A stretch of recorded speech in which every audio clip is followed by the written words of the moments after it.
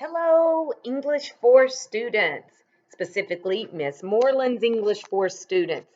Hey, today I want to talk to you about your character analysis final drafts that are due next week. Um, I, a lot of you did your outlines and your rough drafts, so you know the direction to go, you know what you're doing, and I sent back comments through Teams and through email, so make sure you look at those. If you didn't complete a character analysis outline and a rough draft, then just do a final draft and listen to me. We're going to talk about it right now. Okay, first of all, if you look on the board, you know you've got to start in your intro with a hook, okay? That hook is what gets people interested in your essay. A good way to start these analyses is to use a quote from the movie, in this case, from the film, either by the character or about the character. Please do not use a question to start your essay. We do not do that anymore. That is something that is not effective unless it is a question that is answered within the essay. But the good rule of thumb is just to cut questions all together. They're not effective unless it's a question you are going to answer in your essay. Questions that directly address the reader as if the reader needs to answer are not effective for formal academic writing. Stop using those. Now, we also know you've got to have some background information. Now, listen carefully. This is something that a lot of people didn't do in their rough drafts. You didn't list enough background information. You have to pretend that the reader has not viewed the film that we are talking about. Okay, so you've got to include enough background information that the reader will understand your character analysis.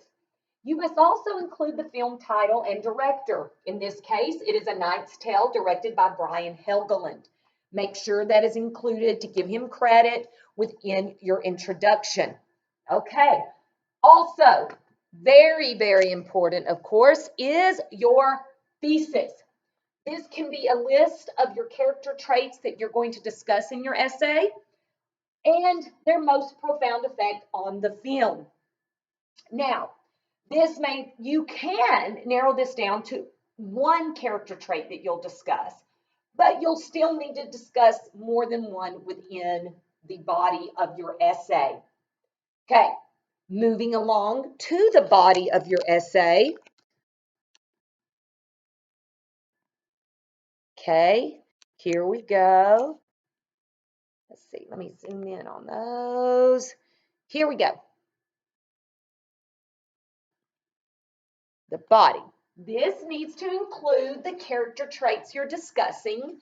That is the what of that body of your essay. But most importantly, it must include the why, the explanation, the evidence, and examples. Those are the things that make your paper effective to a reader. Remember, I've discussed this and said it so many times. It's not what you know, it's why you know it. And you have to have both of those things within the body of your essay. You will also need to have the effects on other characters and the story. Why are these traits important? Why are they important to the film? Well, how do they affect the film? How do they affect others? You have to have that in the body of your essay. Then you need to restate your thesis in the conclusion. Let me back up. In the conclusion of your essay. Now, I do want you to please stop using the transition words in conclusion to get you to your conclusion of your essay. Think of other ways to transition that is overused and really not appropriate for senior level academic essays. So think of a good transition and then restate your thesis and your final thought. This can be another quote. It could even be the same quote that you used in your hook. What I want you to remember in a good essay is this.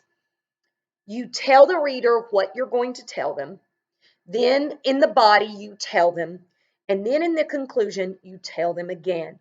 This keeps continuity throughout your essay and helps your reader remember what you wrote. Okay, that's all for today. We'll see more next week when we start talking about Shakespeare. Okay, see ya. Bye. Miss you.